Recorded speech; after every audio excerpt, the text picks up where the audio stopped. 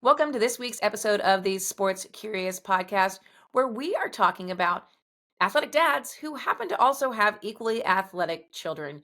I can tell you this does not relate to our household, so we are just dreaming through other people's lives when it comes to athletic talent and as a family. That's all I have Scott for is he's my athletic talent. So bringing him to the stage and joining me to talk about that is Scott, who's my brother and my co-host and co-founder. Scott, welcome to the podcast.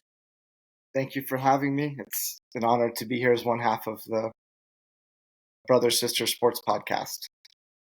Well, top rated brother sister sibling sports podcast. Here we Mhm. are. And we're rolling into Father's Day. So I guess start us off without any further ado. Let's talk about some of these dads and their athletic kids. The first one comes to mind is Deion, right? Coach Prime. Coach Prime has obviously incredible athletic ability, which he's passed down to multiple children. And he's brought everyone with him to Colorado. He's got two sons on the team, Rack Shador and Shiloh is a defensive player. And we've all seen him take the limelight the past year or two at Colorado. So it's kind of cool to see that he's brought his sons along and maybe hopefully they'll have some success together and likely get into the NFL. Now, talk to me a little bit for people who don't know. Deion Sanders, talk to me just a real quick, give me a brief overview of his career, just so people kind of know. They've obviously his sons play in Colorado. They've been in the Louis Vuitton fashion shows. They've done all these great things, a lot of hype. But Deion was a lot of hype way back when too. He was coming out of Florida State. I think he's one of the greatest self-promoters, marketers of all time. Coming out of Florida State, defensive backs probably weren't, highly regarded. And just with his persona that he created, with the money and the prime and everything like that, he got his profile so high that he was able to get drafted and get a lot more money than most people would have expected. He had an incredible NFL career, won Super Bowls, NFL Hall of Famer, played in major leagues for a little bit, played in NFL and Major League Baseball at the same time. So I mean, he really revolutionized kind of the self promotion, self marketing coming out of college, and it obviously paid off. And if I remember correctly, he also has a rap album that he performed on Saturday Night Live in Yeah, that after hot magenta suit. I think he won the Super Bowl with the 49ers. He decided to ride that high, and when I live, I don't know that it went so well. Oh, well, hey, I've never been invited on Saturday Night Live, so I can't judge. True, true. Yeah, and then he job at Jackson State, their head coach, brought Shador with him to play quarterback. They had extreme success, and that led to the Colorado job. And here we are. Now another guy who we talk a lot about, really good at being a self-promoter, also had a rap album. Shaquille O'Neal. He's got a really interesting story because his athletic child, not that the other ones are not, but his one who's really picking up headlines is his daughter. Promotion rap album. Don't forget movie career. Mhm. Shazam, Mhm. incredible movie. Blue Chips, also a very good movie. So now he's a DJ, and Yep. Shaq's legitimately done everything you could ever imagine. He's had multiple play basketball. I think he may have his most talented one, Miara O'Neal. He was able to present her with her McDonald's All-American jersey live on television, surprise her with that. And I think that was a really cool moment coming full circle to when he was a McDonald's All-American back in 1989. So McDonald's All-American, for those who don't know, it's an award for high school, right? It's Mhm. essentially making this nationwide all-star team for high school basketball.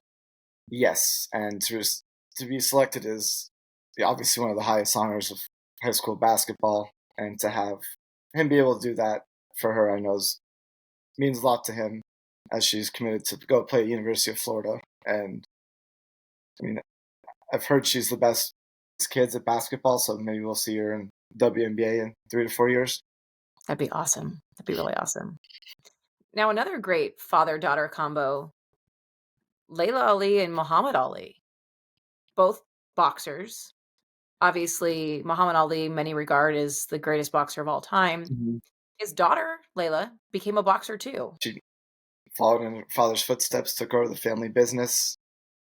I've had extreme success in the ring, and I think outside the ring she's done just as well, right? I think she's gotten tons of different projects, Yep. entrepreneurial spirit, so she's more than most would expect for Muhammad Ali's child. Yeah, I mean, she's killed it, Yeah. right? So she's been obviously a championship boxer. She's a TV personality, a fitness guru. She's been on shows like American Gladiator and Mhm. Dancing with the Stars. So it's cool to see how she has created a whole entire life around that. Now I'm going to move on to one more while we're on the father-daughter combo. Yes. Let's talk about the Cunninghams. One's kind of near and dear to our heart. Living in Las Vegas, Randall Cunningham was a superstar quarterback here at UNLV back in the glory days, and ended up going to the Eagles. Had an incredible Hall of Fame career there. Kind of revolutionized the quarterback position as a mobile quarterback. He was one of the first ones that we saw. That nowadays we see so many mobile quarterbacks, and he's been a track coach for his daughter Vashti, who's a high jumper. We're approaching the Olympics, and she's hoping to qualify for high jump in this year's Paris Olympics. And she was the youngest Mhm. US track and field athlete to qualify for the Olympic Games since 1980. Yes. She's been a two-time Olympian where she's done the high jump in Tokyo, came in 6th, high jump in Rio, came in Mhm. 13th. So it's pretty incredible to see when you talk about him being that sort of active out of the pocket quarterback, how Mhm. that may have translated. He could have probably been his own track and field athlete if he, if he had equated that, because he's obviously so mobile and so nimble. Absolutely. I'm sure he could have done anything he ever wanted, whether it be track, basketball, baseball. Who knows? Yeah. I mean, to have hopefully be a 3-time Olympian by the time we get through qualifications and things like that in Paris. Truly one of the great accomplishments for any of our American track and field athletes. It's cool. It's fun to have these stories, I think, when we watch, especially the Olympics, because a lot of faces are familiar, but a Mhm. lot of them are new. Majority of them are new, right? And so it's really neat to be able to have some of these backstories. So when you're watching for these athletes, you're like, hey, I remember who that is. Like it just gives Mhm. us continued context, as NBC does a really good job at, but giving us context behind these athletes because they all hustle so hard to Mhm. be where they are and they don't make money for it. But it's the US track and field, it's the first time they're going to pay their athletes. That might are we the first country ever or something? I don't remember the I exact don't think stat. we're the first country ever, but they were only previously we only gave money up. I won't say prize money, that's not the right word, but rewarded athletes for gold, silver, or medal or gold, Yes, silver, or bronze medals. And now US track and field has raised money for them to pay the athletes. it's huge. Hopefully, she makes the Olympics and she'll get a nice payday. Yeah, that would be really awesome. Now I want to wrap us with what two, actually we got two, and then I know you have one you want to mention that I don't really know much about, so I'm gonna let you drive that one. Mhm. But we can the obvious one, LeBron James, right? We have Bronny, who is likely to be part of the draft here soon, um, to move up and hopefully play with his dad, who's entering the end of his career, but still killing it. So let's not pretend he's out Mhm. here on a walker. He's doing phenomenal things, and he has Bronny coming up through the ranks, and he's got a whole talented family of basketball players. And with 39 old, still going strong. Always said he wanted to play long enough to hopefully play with his son, whether it be just on another team or on his team. And he's done everything to take care of his body, make it this far. It looks like no one really knows where Bronny's going to get drafted. It depends on what debate show you ask. Could be first round, could be second round, could be undrafted. But just to have him, potentially be on the same team with his father, which would be the first time ever in the NBA history. Now, what do the pundits say when it comes to, like, if Bronny gets drafted by, I don't know, the Clippers, Mhm. is LeBron gonna be like, "Peace out, Lakers, I'm gonna go play on the Clippers"? I mean, something tells me that that's probably going to be what he's gonna figure out, and he'd play for a dollar if he had to. It depends on which pundit you ask. Everyone's got various opinions, strong opinions on what will happen. I mean, I'd like that LeBron would just stay in LA, and I think he has a player option next year, so he can kind of wait and see what happens with Bronny.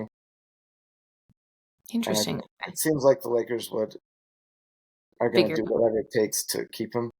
So Mhm. whether that be draft him or sign him as an unrestricted or as a free agent. Yeah, that'd be interesting. I did just see a stat that LeBron holds the title of the youngest person to ever make an all-star roster and the oldest person to ever make an all-star roster. Like, talk about a career, right? Like, the Yeah, bookend of that. yeah, especially with the hype and pressure that was on him coming in, and to still be here doing it at high levels, mind blowing. Yeah, and it's neat to see him speak out about Caitlin Mhm. Clark because he was in a very similar spot when he came in, right? There was a lot Yeah, of criticism. He was young, he was fresh out of high school, yeah, but, she's receiving a lot of this criticism, which you all people just be quiet. She's doing great things for all the sports. But it's he's been speaking out and stepping up for her and, mhm, saying, "Hey, I was in the same boat. You guys all need to back off. Like, let yeah, her be her and go off and do." And so it's cool to see that he's taken this sort of Papa Bear role, if you will, yes, over some of these athletes, like, back off, I got you." exactly. And I mean, he got drafted to his hometown team. Mhm.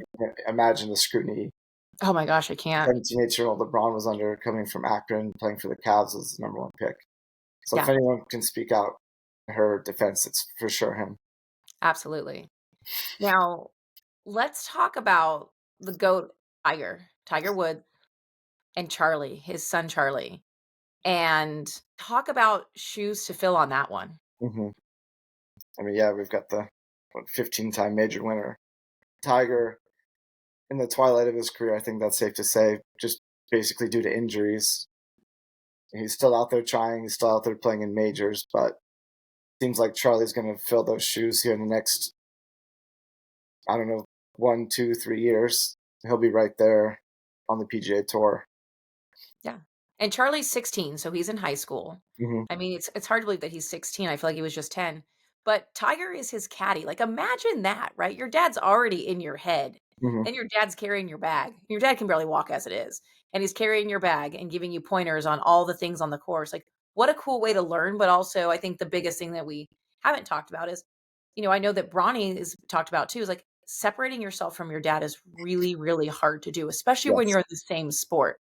Yeah. So you look at Tiger, right? And Tiger had a whole different upbringing, he had a whole different scenario. And so there are two different people, I get that, but they're playing the same sport. And he is truly the best there has been when it comes to the game, Hmm. tainted or not, how his career goes. Just imagine, like, but having that in your ear all the time saying, you should have picked the, I don't know, I don't play golf, the 9 iron. Yeah. I mean, it's also the best golf mind of all time caddying for you, so Hmm. that helps. And it was funny, and I don't know if you Wimbledon coverage they had. Tiger was on the range, and Charlie was like giving him tips on his swing. So I think they probably bounced back and forth off each other, which is kind of fun. Well, I think if you could harness it, right? Mhm. But as a kid, you sometimes just don't want to listen to your parents. Yeah, Be the dude understandable. next to you. John Daly could show up with his son, and John Daly's drinking a beer and smoking a cigarette, and he's giving you the same pointers that Tiger's giving you, but you Yeah, may be like, "I'm gonna listen to John because it's not my dad." and he's smoking cigarettes and chugging cokes. Chugging cokes in his hot pink, 90s pants, Yeah, which are back, so it's fine. and I don't know if Charlie needs much advice. I know he's attempted to qualify for a few PGA tournaments and just come up short. Isn't that crazy to 16-year-old? Hmm. And all accounts are that. I mean, he possesses all the skills his father did. He might even hit it further, Wow. which is so.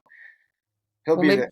He'll be there soon, and it doesn't seem like it's something that he's being forced to do. I think he truly loves playing.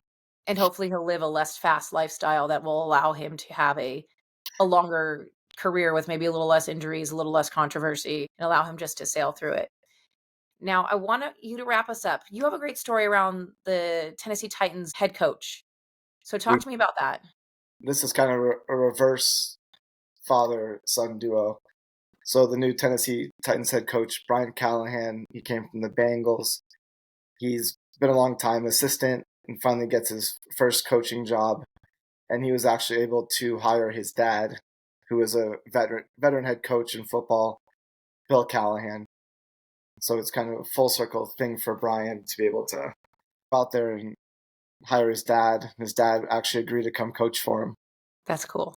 So he'll be on the offensive line, giving those guys hell.